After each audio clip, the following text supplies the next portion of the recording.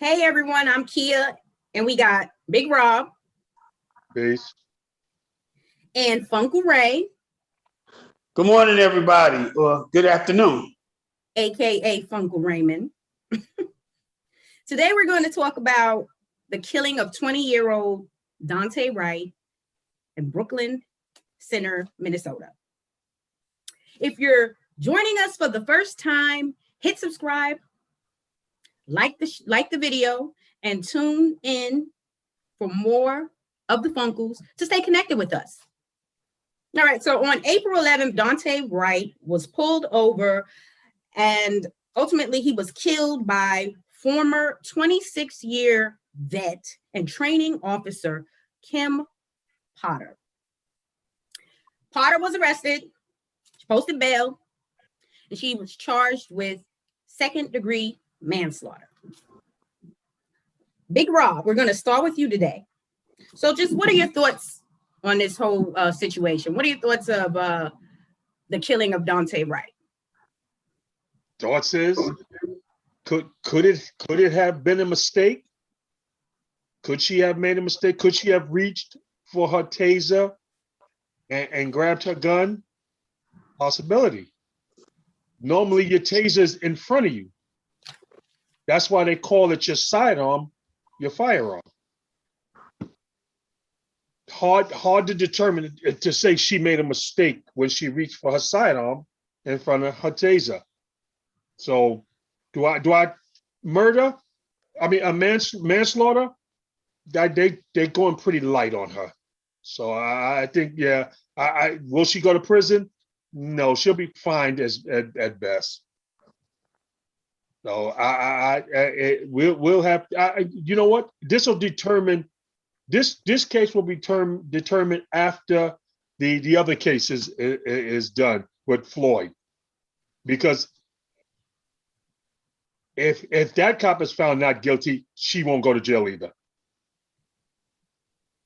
Okay, now we're gonna get a perspective from Funko Ray, retired law enforcement. So I'm interested in hearing your thoughts on this. Okay, well, let's start here with her 26 years. See, I wrote this down this morning. She has 26 years on the job. Therefore, she has extensive training. Okay? Now, we're taught when we train with our firearm, you carry your firearm on your dominant side. Yep. It's not Wild West where you reach across your body and stuff. You see that in the movies. You carry your firearm on your dominant side. Anything else go on your weak side. So she knew what she was reaching for, especially if she's a trained professional, 26 years. So she knew. When you go to the range, any police range or anything, it's the training every year that you get, or every 6 months, or however they train. I'm not gonna go by. We do it every year. It's for muscle memory. It's not so much to retrain you because guns don't change. Unless you switch from a 38 to a 9mm, the service revolver is going to be the same. And that's what you're training with, your service revolver. Your personal, they're not training you for your personal. That's for you to get yourself right with on your personal. So they're training you with the service revolver. So they're going to train you to carry that on your dominant side. So if you're in a gunfight, you reach straight down. Whatever hand you are, if you lefty, you reach straight down with your left hand. You righty, you reach straight down with your right hand to that weapon. So it wasn't a mistake. And see, she was announcing it before she did it. That's why I don't believe it was a mistake. She was going taser. If you're telling yourself taser, you're trained for muscle memory. So you're going to know where your taser is. You're going to know where your firearm is. So I don't believe that it was a mistake, because if she was on trial, let's say she was testifying against Daunte at a criminal trial, she would talk about her 26 years. She would talk about her extensive training. She would talk about how she's trained to get it right, just to impress the jury. So selectively now she got it wrong, she made a mistake, I don't buy that.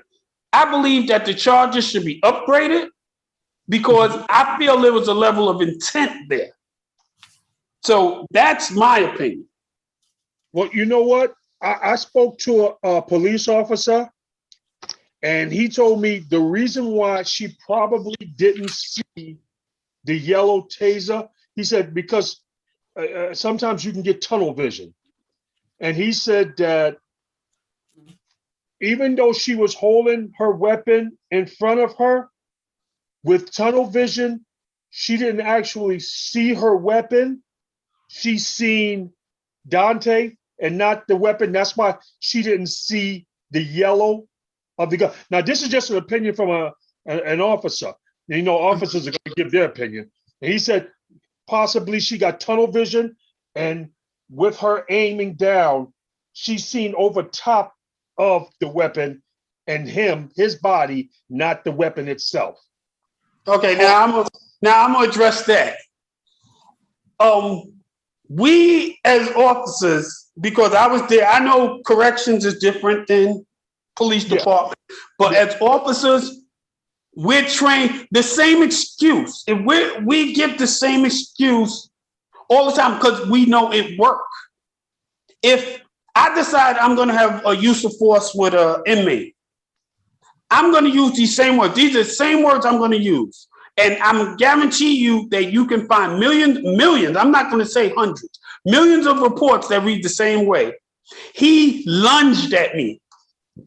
See, we key in on words because we know that those words are going to be acceptable. Just like he's going tunnel vision. Yeah. So no, that's something that they train to say. Yeah. Tunnel vision, because we know that the general population is going to find that acceptable. If I write a report, I'm going to go, he lunged at me, so I punched his teeth out.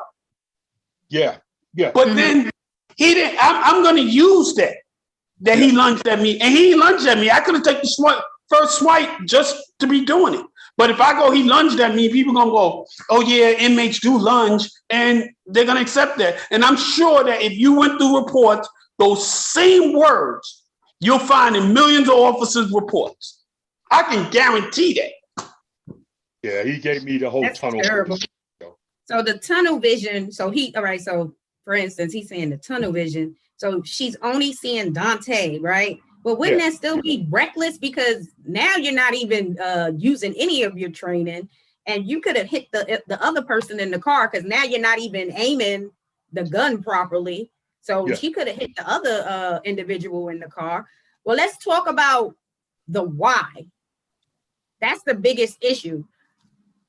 Why was he pulled over in the first place? You know, according to his mom, he called her and was saying that he believed he was pulled over with something to do with air freshener. Now, that was one scenario. Yeah. That's what he was saying. His mom was saying. And what I was reading was saying due to expired registration. There's so many things out there. The biggest issue is the why. A lot of times Black and brown people are pulled over or stopped, and it's not even valid. It's just because I'm Black, I'm Hispanic. So we're being pulled over, stopped, and technically it's harassment just because of the color of my skin. So if we start addressing the why, maybe we won't be getting killed because we're not even being arrested anymore. We're being murdered at a high rate. Because how many have we had over the last 2 months? I just read one before we got on, and I think it's Cypress, Texas. That happened in March. Yeah. A young man in Chicago. There's so many, and it's like, okay, if you, I can't speak on how, law enforcement's trainings are. I'm not knowledgeable on that. But if you are afraid to do that job, then maybe you really shouldn't be in there. I understand you want to make a living for your family, but if you are afraid to deal with people, maybe you shouldn't be in law enforcement. But if you are racist and every time you see a Black or brown individual, racism pops in your head. So you're like, oh, I'm going to do this and this and mess with them because I already know that I'm going to get over it. Obviously, you have no place in law enforcement, but that's just my opinion. The why, that has to be addressed first, because if we tackle the why, then I just feel our people won't continue to die. You know, we won't if you address that first. But Well, we'll no one wants to really deal with that. No one wants to deal with the fact that we are racially profiled. We're not even addressing that. The why never gets straightened out. This is just going to continuously go on until you know, man starts standing up and you know, listen, get tired of being shot at. It's time you turn around and start shooting back. It's not going to stop until they realize that it can be them as well. See, the qualified immunity taken out away from them will slow them down some. Will it stop it? No. It will slow them down once they realize that you can be sued. You can lose everything that you've worked hard for. You can go to jail. You know, that's a start. New York City's got it, you know, they got it started. You know, hopefully it works. Hopefully taking away all their rights and all their money will make them understand that, you know, it's time to stop. And listen, I held a taser the other day. And, you know, when you look down that taser, and this one, the one I held was blue. When you look down that taser, there was no way she could have made that mistake because no matter which way you look, side to side, that taser is still in your sights. Now, this one, the one I held was blue. The one she held was bright yellow. There's no way she could have made that mistake. You know, that yellow is just too bright for her to make a mistake when you're holding a black Glock. I think she had a Glock 40, Raymond? I don't know what kind of gun she had.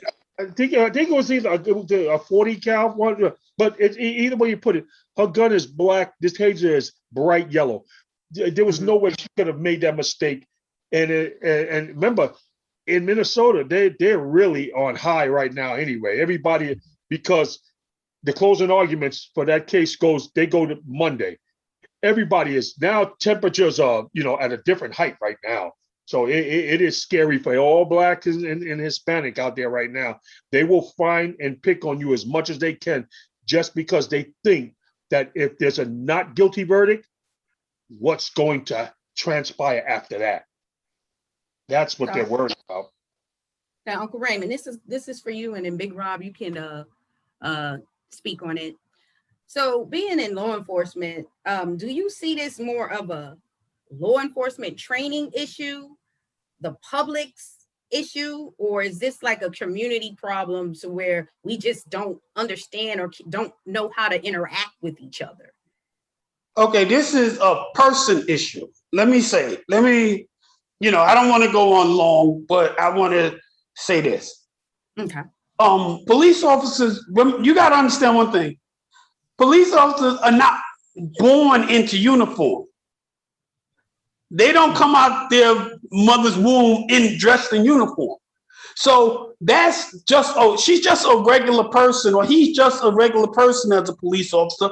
They just chose to wear uniform. They're no different than a cashier at a supermarket or anything like that. They're just a regular person. So if their heart is, you know, it's in a messed up place, they're going to be in a messed up place regardless to what shirt they put on, regardless to what profession they have. You know, so if they're a doctor and they got a messed up personality or something like that, they're going to be a messed up individual. That's just how that is. So all the conversations we can have about it, all the training, all that doesn't matter. If the person's heart is raggedy, the choices they make are going to be raggedy. You got to fix the person. It's not about the training. You got to fix the person, because training, you don't train, you go to your training, let's say annually or every 6 months or something. It's not new training that you're getting. You're just being repetitive with what you've learned so far, what you learned in the academy. unless something new, unless they change your service weapon, they don't have to give you new training. That's that same service weapon that you're using. So whenever you go to the range, you're just going to shoot that service weapon. You're not going to learn nothing new on that service weapon that you should have learned in the academy. So your training is not changing. You're just going, it's a muscle memory thing. You're being repetitive. So when the situation arises, you know what to do. So it's nothing new. So if they call it training, yeah, but it's really refresher. Let's call it refresher. Because that's all they're doing. They just refreshing your memory of what you should be doing when you're out there. I like that. Okay, Big Rob. Mm-hmm. Well, I know, I agree with him. It's the individual. You know, you can be a cop, but you can be a good person.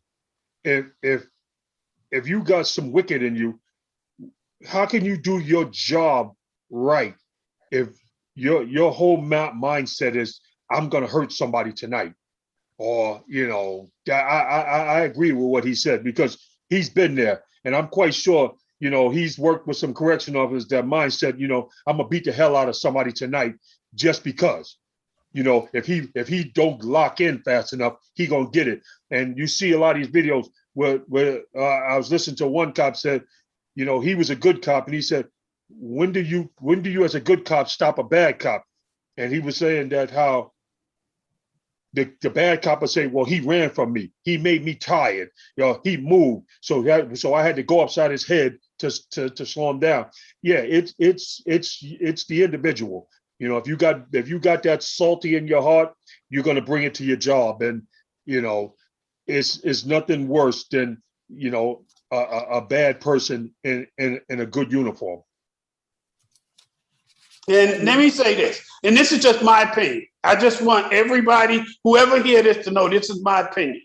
My opinion solely. It's not the opinion of any one of my hosts that's with me. It's not Kia's opinion. It's not Rob's opinion. It's my opinion. There's no such thing as a good law enforcement officer that I've seen to this point, or that I heard of, or that in my belief, because I don't even think I was a good one. Because let me tell you something, it's about self-preservation. You're gonna do what your partners do. You're gonna keep quiet what your partners do because you want them there for you. When if you need help, you want to have backup. So if you see your partner unjustly kill somebody or beat somebody up or something like that, you're going to keep it quiet. And then people will go, no, he's the good cop. He's the good cop because he never stomped nobody out. He's the good cop. He never shot nobody in the back. But how would I be a good cop? Or how is there a good cop if I know that you did this and I didn't report it? Or they didn't report it. You understand? They're really, in this job or in law enforcement job, you can't be good. The job is not built for you to be good because you got to be selfish and think of yourself and go, self-preservation. I got to make sure that when I need help, they're going to be there to help me. Therefore, if I see them do something wrong to somebody, I got to be quiet about it. That's how you get that blue wall of silence and stuff like that. That's how that's developed, because I got to make sure they're there for me when I need them. So does that make me good? No, that makes me selfish, because all I'm thinking of is what I need and when I need it. It got to be there. So that's just my opinion. No, that's a good opinion, because that one black woman, I can't think of her name. I've seen it on YouTube.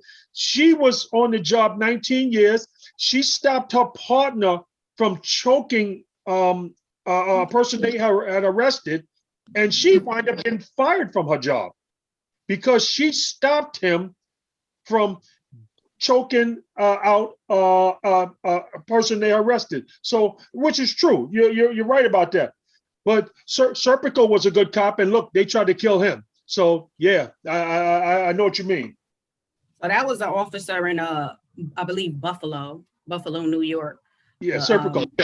And no, the one that they got fired for trying to stop her the partner woman, from killing. yeah, yeah. Yeah. And look what happened to her. She wound up getting fired from her job for doing her job, which was stop a criminal act. Then the criminal act was her partner. So how about that?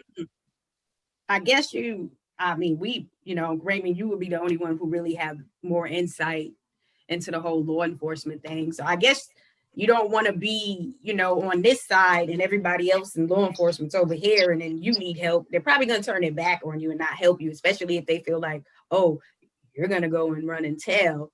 So that's how I look at it. They're probably, like with her, she probably was they wasn't going to help her anymore if she had any type of situations going on. Should she have been fired? Obviously not, but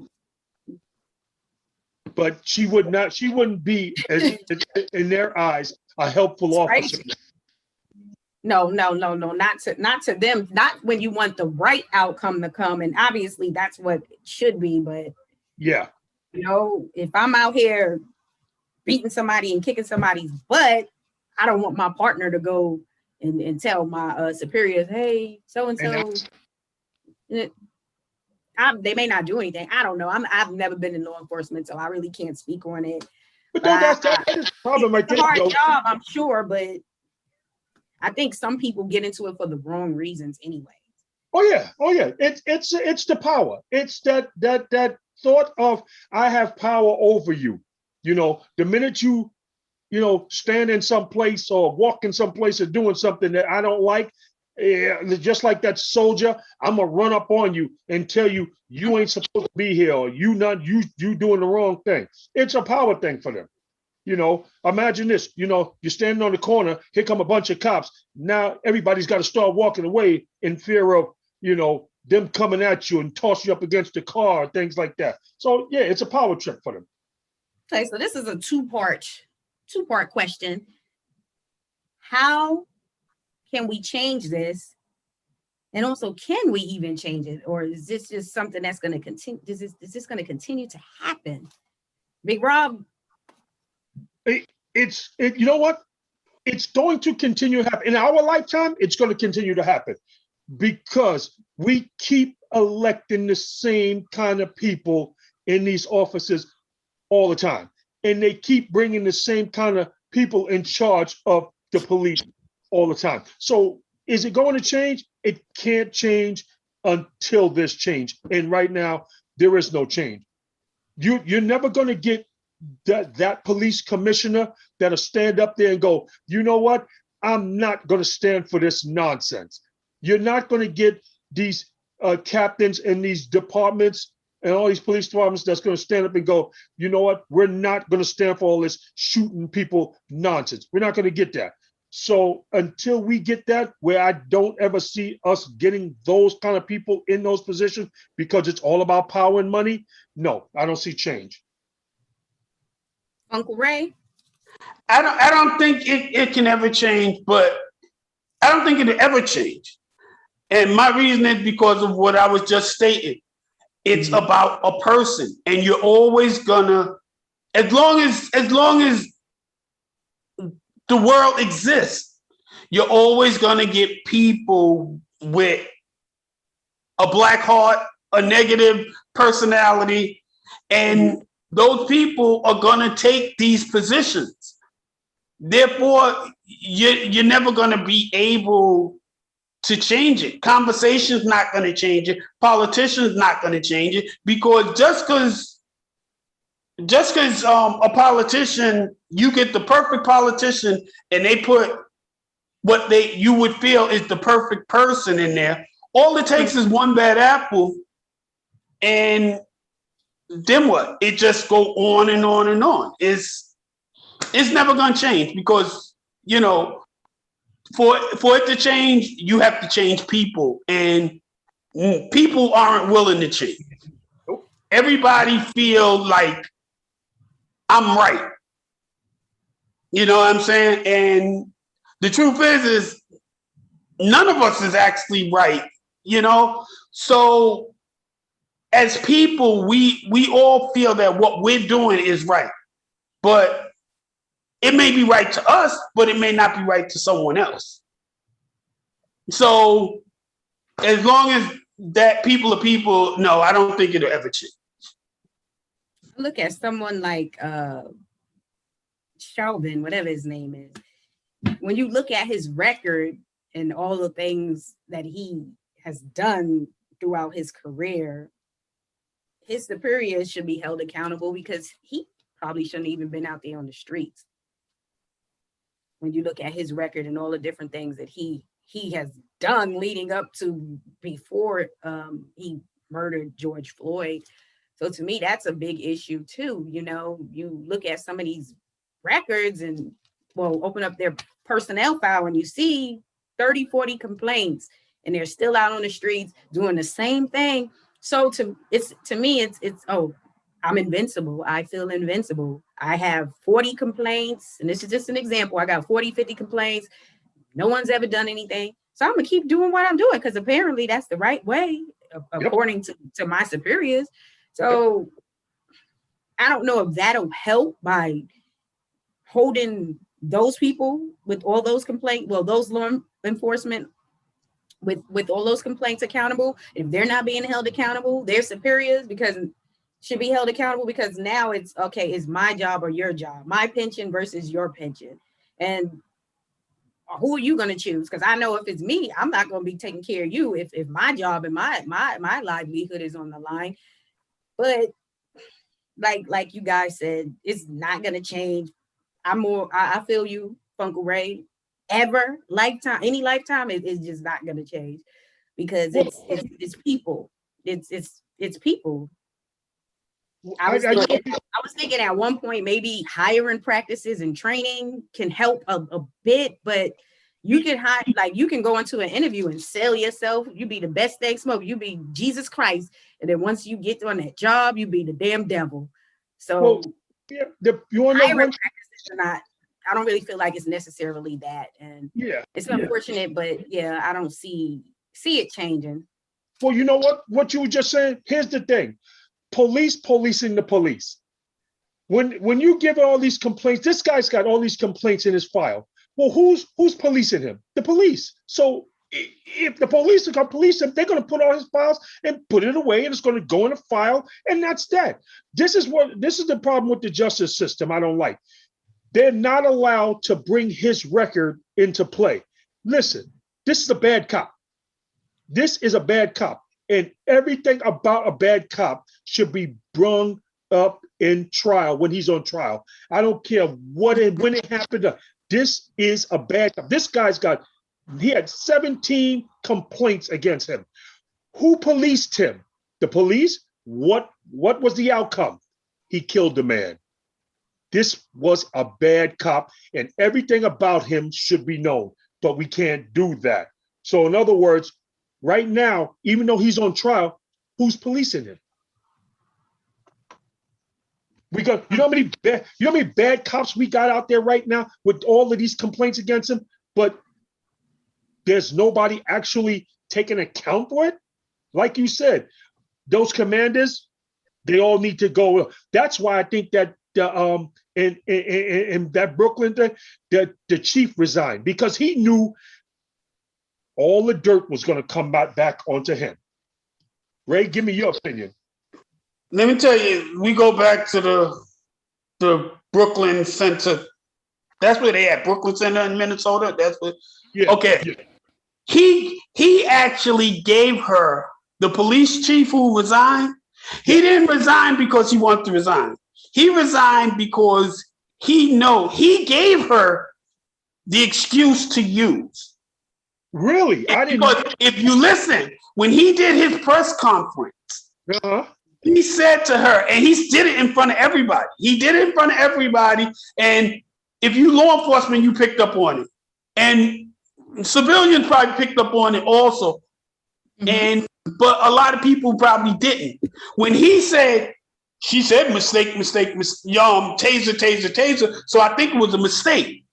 He just gave her the excuse right there. Oh, He was telling her, this is the excuse to use. I made a mistake. I thought I was reaching for my taser.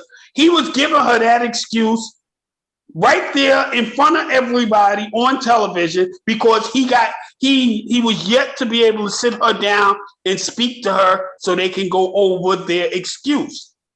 Her excuse. That's how that's done. And as far as good cop, bad cop thing, I want to touch on that further. Just to give y'all an example. Let's say we were all cops. Now, we run into somebody in the street, whatever's going to happen. And now I punch him in the face. And you don't stop me. You let me go. But if, if I punch him in the face, you're going to just, and naturally you're going to stop me, right? You don't want me to get in trouble. But if he spit in Kia's face and Kia slap him, she's not supposed to actually slap him because the force that he's using stopped. Yeah. You're going to beat the hell out of him. That's your niece. You're not going to watch him do anything to your niece and let him get away with it. And see, that's not supposed to happen. No, it's not. It's not. Yeah, that's why I couldn't be in law enforcement. But I remember we did an earlier episode and you was talking about good cops and you was saying something about there's no good cops. All cops are bad because you bad because you might stop one cop, go, nah, don't do that. That's not good. Walk away. But if it's your friend who you drink beers with and who you hang out with on the weekends, who you know his family, he know your family, if he decides to kick somebody's butt that irked him, you're not going to stop him. So how are you a good cop? How is he a good cop? You can't be selectively good and bad. Good point. It's either you're going to stop everybody from doing it or you're going to let everybody do it. You can't pick and choose of who you're going to stop and who you're not going to stop. Good point. That's true. And I don't think a cop that is the type to stop everything will last on the force because those other cops are going to do whatever they can to get you out of there. That's how I feel. So you could be the good cop that's, everything, stop, don't. They're not gonna, you either gonna get reassigned to another precinct, you're gonna do the same thing, reassigned, they're gonna try to get you out of there because they don't want you in their little circle. Isn't it like a gang, Blue? That's what they call it. It is. It's a gang. And if you out here, like they want to call it, I don't see it's snitching, it's doing the right thing, but they're gonna say you're snitching. They don't want you in that group. You're not a part of this gang. If you go and tell that I done smacked somebody or roughed them up a bit, you're no longer a part of this group. You're no longer a part of this group. So yeah, I've heard that stuff there. And you can live. You'll be the cop that live in Queens, but be working in Buffalo someplace. They will transfer you someplace. I've heard about those things there. All right, this is some good dialogue. All right, thank you for watching. Leave some comments on how you feel about this matter. And also hit the subscribe button to stay connected and in touch with Big Rob, Funko Ray. Go on and do your little wave, do your little peace sign, Funko Ray. Okay. Go on. To discuss real life issues, guys. Just make sure you hit the subscribe button, share, like, and follow, and make the Funkles famous, especially Funko Ray. He's ready to give out all these. He's ready to start signing autographs for y'all. Come on now. And I like the Boston Red Sox. And that's okay. We don't do Red Sox on this show. We roll with the New York Yankees. Good luck to them today. And rest in peace, Daunte Wright. Praying. My thoughts are with his family. Y'all have a great day. Be blessed. Peace.